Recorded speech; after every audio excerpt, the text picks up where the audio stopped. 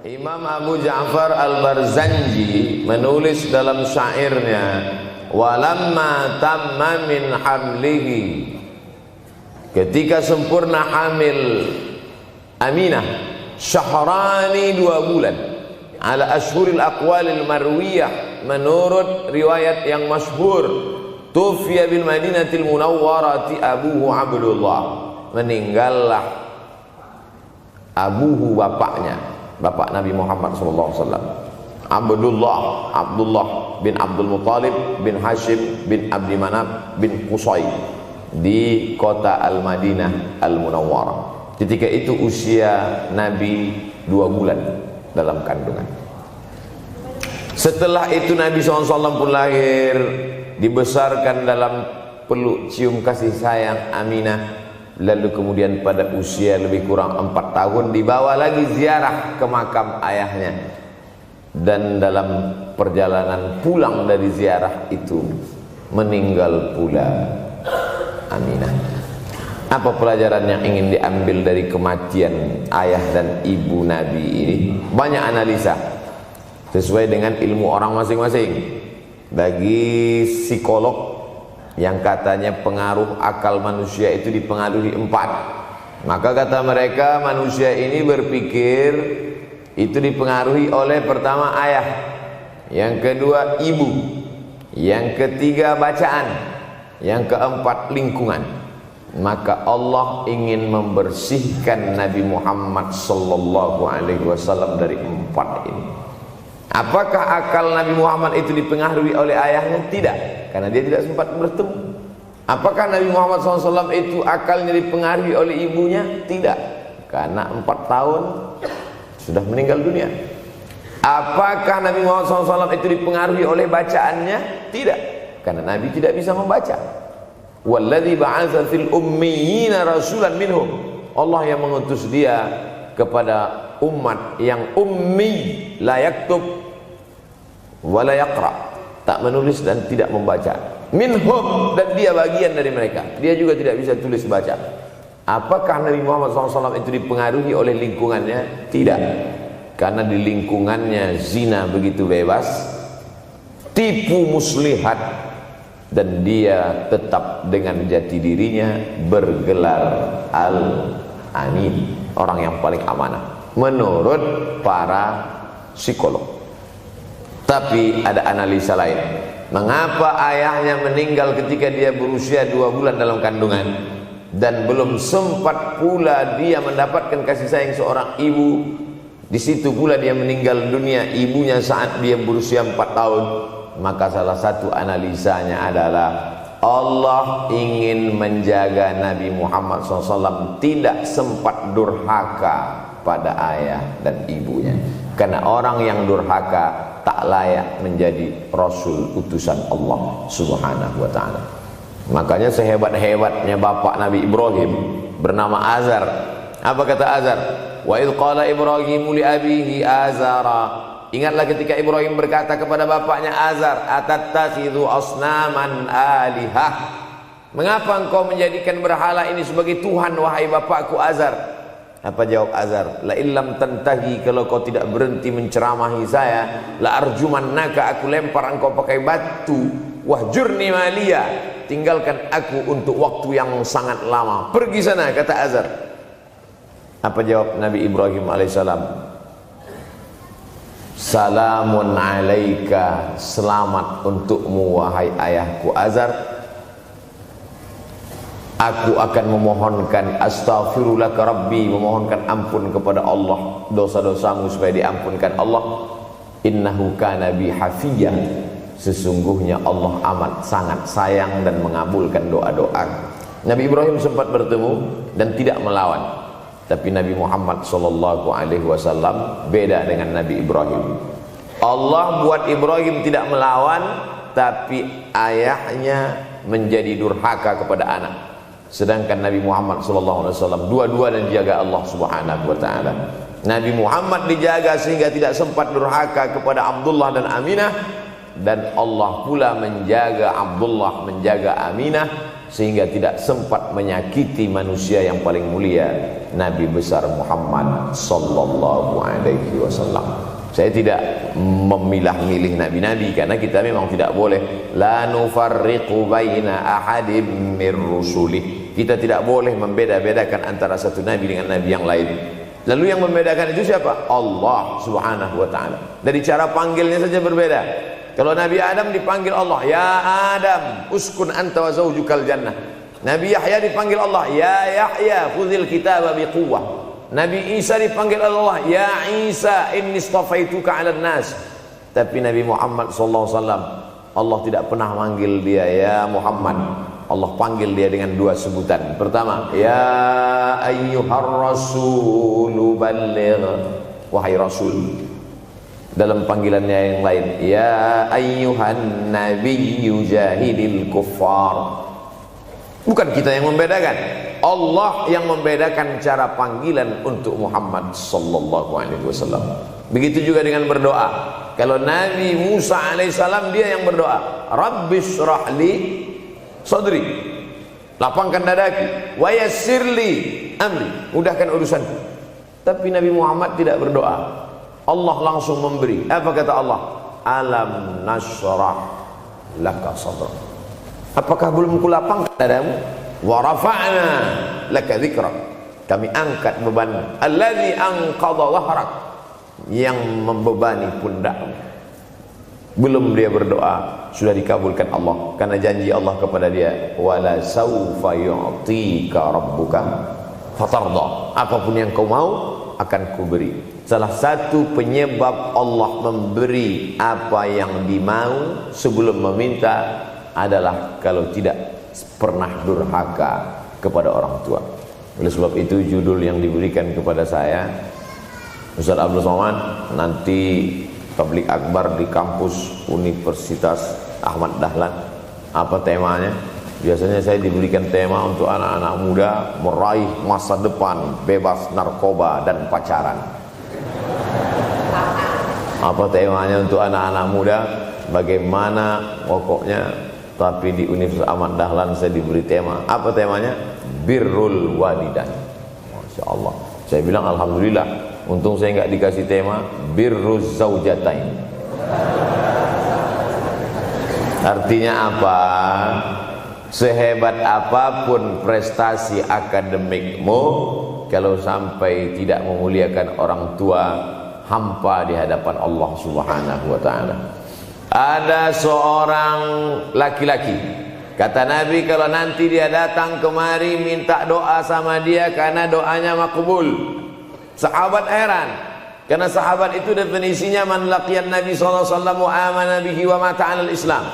3 definisi sahabat: orang yang berjumpa dengan Nabi, beriman dengan Nabi, dan matinya dalam keadaan Islam.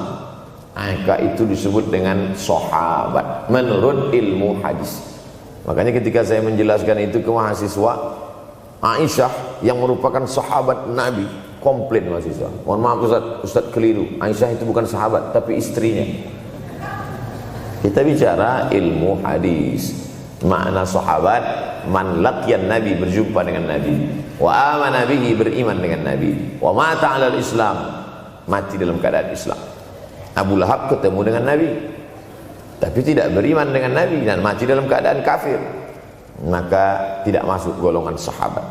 Tapi ini ada seorang laki-laki hidup sezaman dengan Nabi dan Nabi mengenal dia, dan Nabi berpesan nanti kalau dia datang ke kota Madinah minta doa dari mulutnya karena doanya dikabulkan Allah Subhanahu wa taala. Sahabat heran, kami yang hidup bersama engkau, kami yang berperang bersama engkau, kami yang sholat di Masjid Nabawi bersama engkau, kenapa doa dia lebih makbul daripada kami? Malah kami meminta doa dari mulut dia. Tapi tidak boleh membantah dan melawan Nabi. Pokoknya nanti kalau dia datang kemari minta doa kepada dia. Setelah Nabi Muhammad SAW meninggal dunia, laki-laki itu pun sampai ke kota Madinah, berjumpa dengan sahabat.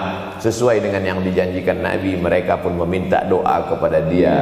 Namanya Uwais Al-Qarni. Makanya Uwais Al-Qarni tidak ada masuk dalam buku biografi sahabat.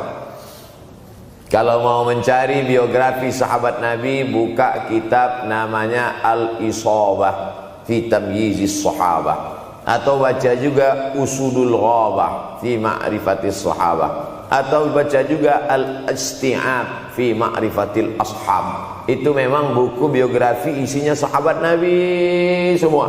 Sahabat Nabi klasifikasi. Yang pertama, Al-Ashra Al-Mubashsharuna bil Jannah, 10 sahabat yang dijamin masuk surga. Level kedua, sahabat Nabi yang ikut perang Badar. Berikutnya, sahabat Nabi yang masuk Islam sebelum hijrah. Berikutnya, barulah ujung sahabat Nabi masuk Islamnya setelah hijrah, setelah Islam kuat, barulah dia masuk Islam. Tapi nama Uwais Al-Qarni tidak ada di dalam, karena dia tidak cukup syarat untuk menjadi sahabat, karena dia tidak pernah berjumpa langsung dengan Nabi Muhammad sallallahu alaihi wasallam. Tapi kenapa doanya makbul? Ternyata dia tidak berjumpa dengan Nabi bukan karena dengki, bukan karena musuh, bukan karena tidak beriman.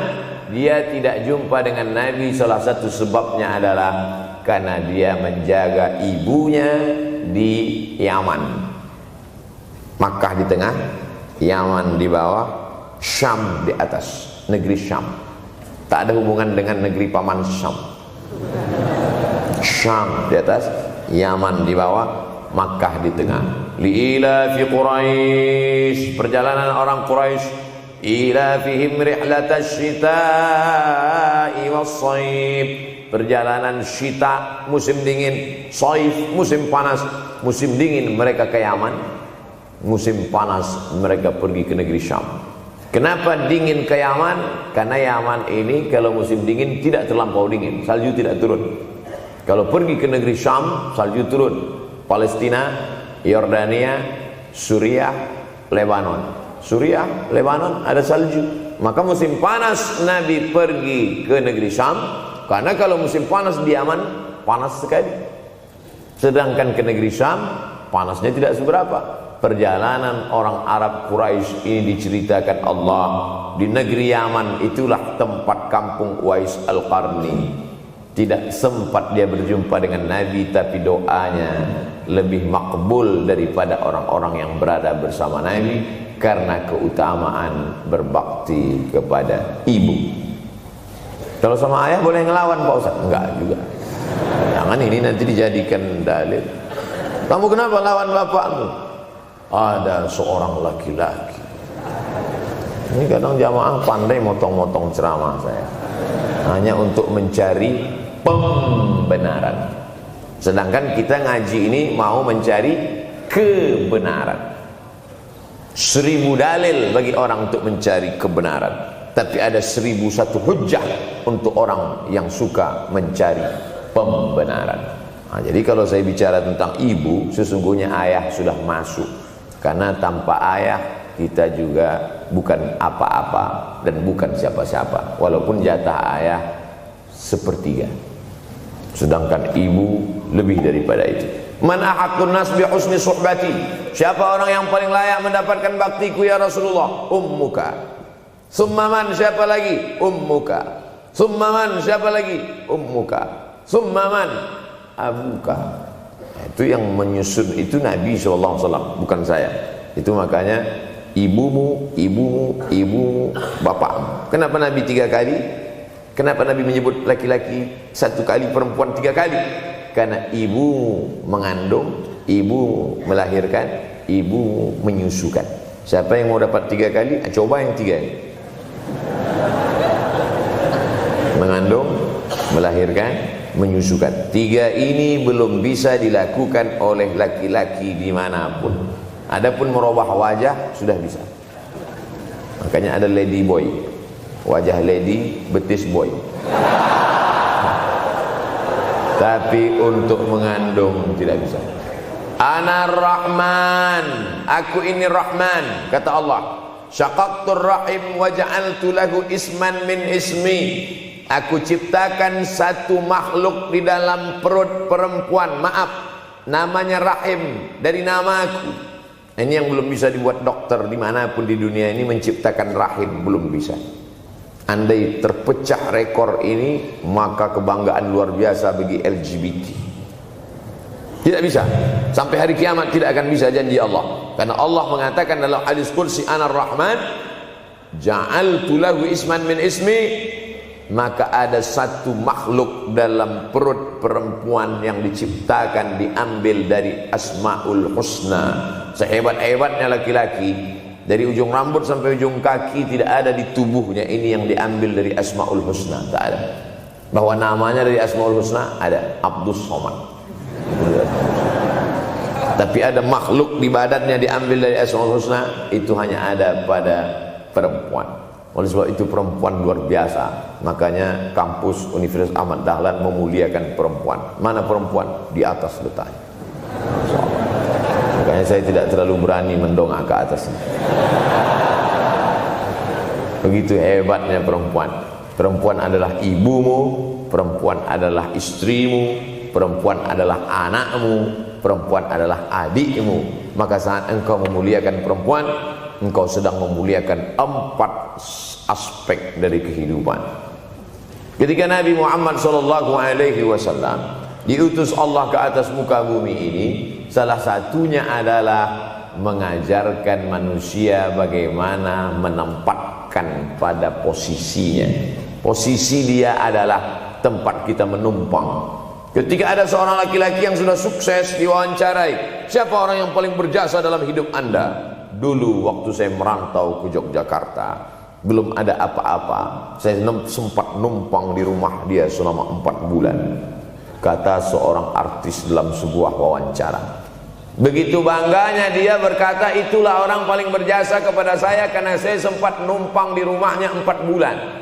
Tapi ada yang dia lupa, bukan rumahnya yang kau tumpang, bukan ruang tamunya yang kau diami, sempat numpang di perutnya 9 bulan 10 hari. Tak pernah kau sebut. Angkat tangan yang tidak menumpang di rahim. Langsung dari planet Mars langsung kemari. Enggak ada. Mr. Bean yang... Kita semua sehebat apapun pernah menumpang di perutnya. Oleh sebab itu makanya dosa yang paling mengerikan adalah kalau ada orang jual sabu-sabu, peminum khamar, di dunianya bahagia, happy, senang. Itu Ustaz, pengedar narkoba, hidupnya aman, adem, ayam, tentram. Di akhirat azabnya baru diberikan Allah Subhanahu wa taala. Ada orang yang pelakor senior, tapi hidupnya di dunia senang-senang saja. Di akhirat nanti azabnya ditunda. Namanya istidraj. Istidraj diambil dari kata daraja, tertunda. Azab yang tertunda. Sudah jadi judul sinetron. Azab yang tertunda. Tapi ada satu perbuatan dosa yang pasti di dunia dirasakan. Apa itu? Durhaka pada orang tua. Orang yang durhaka pada orang tua, di dunia dia tetap dapat, di akhirat dapat sekali lagi. Itu janji Rasulullah SAW. Lama hidup banyak dirasa, jauh berjalan banyak dilihat, lama jadi ustadz banyak yang curhat. Maka tidak 1 2 itu saya lihat dalam kehidupan. Hebat, rezeki banyak melimpah ruah, tapi jauh dari kebahagiaan. Apa sebab? Janji Rasulullah SAW. Orang yang durhaka pada orang tua di dunia sudah dapat, di akhirat dapat lagi. Dapat. Di mana letak keadilan Allah? Kenapa di dunia sudah dapat, di akhirat dapat lagi? Yang di dunia itu baru DP-nya, di akhirat baru kau rasakan cash. Oleh sebab itu jangan pernah melawan pada orang tua. Jangan pernah melawan. Apapun kata dia, jurus menghadapi orang tua ini tidak banyak, 3 saja. Kalau dia marah-marah, kalau dia cerewet, kalau dia ngamuk-ngamuk, pertama diam. Pulang kampung marah dia. Saya bolak-balik kirim uang belanja, kenapa kamu IP-nya 2,0? Diam. Yang kedua, diam. Yang ketiga, diam. Kalau belum bisa membahagiakan, jangan susahkan dia. Kalau belum bisa menunjukkan prestasi, jangan susahkan hatinya. Jangan sampai belum ketemu dengan wajah kita pun dia sudah susah hati. baru nama kita muncul di HP-nya kumat darah tingginya. Bunyi handphone dia lihat nama kita di situ, langsung berubah detak jantung. Karena ternyata bukan nama kita di situ dia buat. Siapa? Troublemaker. Oleh sebab itu jangan susahkan orang tua. Saya tidak ujuk-ujuk langsung jadi ustadz. Saya sempat jadi mahasiswa terlama di dunia. Saya kuliah di Mesir tahun 1998 sampai 2002. 4 September 1998 menginjakkan kaki di Kairo. November pulang tahun 2002. Tidak pernah sekalipun saya menyusahkan orang tua saya. Tak pernah saya minta uang pada mereka. Sampai almarhumah emak saya bertanya, "Kau makan apa di sana?" "Makan nasi," saya bilang. "Dari mana dapat uang?" "Beasiswa saya cukup, Mak. 162 pon. 50 untuk makan, 50 untuk rumah, tinggal 62. 20 dibagi lagi untuk ongkos, 20 untuk buku, 20 disimpan, mana tahu demam sakit gak ada uang." Sampai pulang. Sampai akhirnya dia kasih tanya, "Gimana caranya ngirim uang supaya nanti di akhirat kalau Allah bertanya, pernah nggak ngirim uang?" "Pernah." Ya, saya tak mau menyusahkan. Saya menganggap kalau nanti saya minta hatinya susah. Kalau nanti saya banyak minta saya tak bisa balas. Maka saya bukan berarti mengajak adik-adik tidak minta uang. Saya paham tak semuanya dapat beasiswa. Artinya minta. Cuman kalau minta ya pulang nanti sampaikan ke orang tua, "Saya sudah dengar ceramah Ustaz Somad, maka saya tidak minta lagi, Mas." Tidak.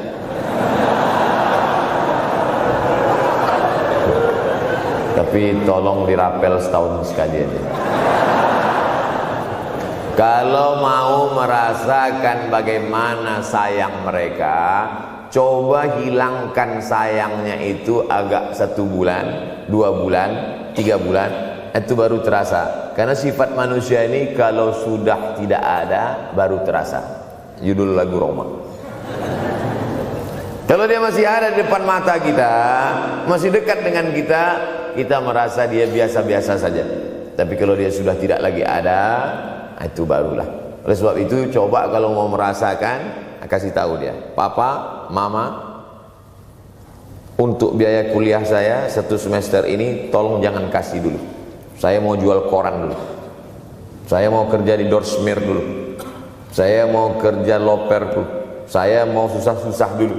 Seketika saat kita tahu susahnya itu, tetes peluh keringat, air mata, di situ loh baru kita tahu, oh ternyata perjuangan mereka ini luar biasa.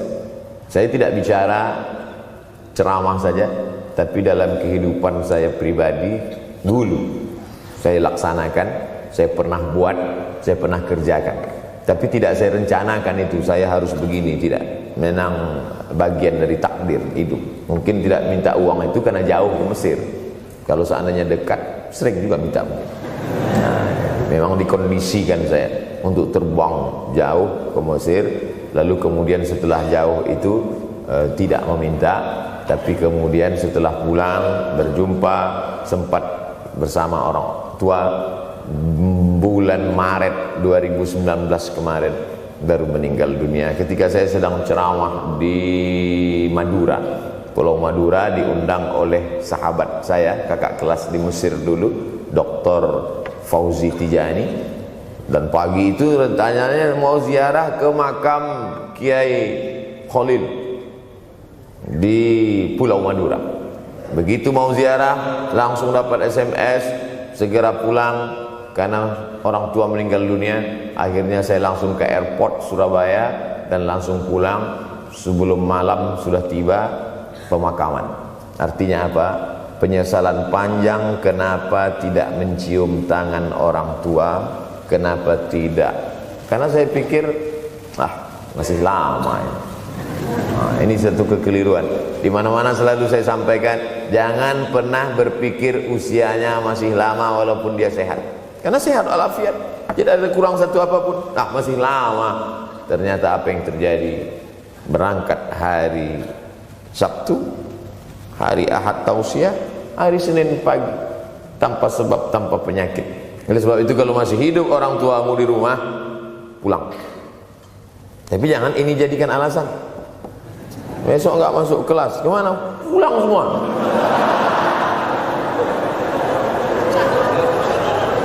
Pulang sesuai dengan kondisi, situasi dan keadaan. Pulang. Kalau masih bisa membahagiakan dia apa makanan kesukaannya, belikan. Suka makan apa dia, belikan. Itu yang dia inginkan. Andai kita gendong dia dari Yogyakarta berangkat ke kota Makkah, sampai di Makkah tawaf 7 putaran, dari Safa ke Marwah, pulang lagi ke Jogja, belum tentu dapat membayar sekali teriakan dia saat mengeluarkan kita ke alam dunia. Jadi banyak orang terlalu membanggakan. Saya sudah banggakan dia Pak Ustaz, saya sudah bayarkan ONH-nya. Berapa? Baru DP-nya. Sudah merasa berbakti kepada orang tua? Belum. Makanya digunakan kata birrul walidain. Kenapa Allah tidak menggunakan kata husnul walidain? Hasan baik, jayyid baik, thayyib baik, khair baik. Tapi yang dipakai birrul walidain. Hanya satu-satunya kata untuk orang tua dipakai birrul walidain. Karena kata birru adalah sifat Allah Subhanahu wa taala. Makanya di antara Asmaul Husna ada Al-Barrut Tawwab. Allah yang punya sifat itu. Maka kita diharapkan berakhlak seperti akhlak Allah Subhanahu wa taala.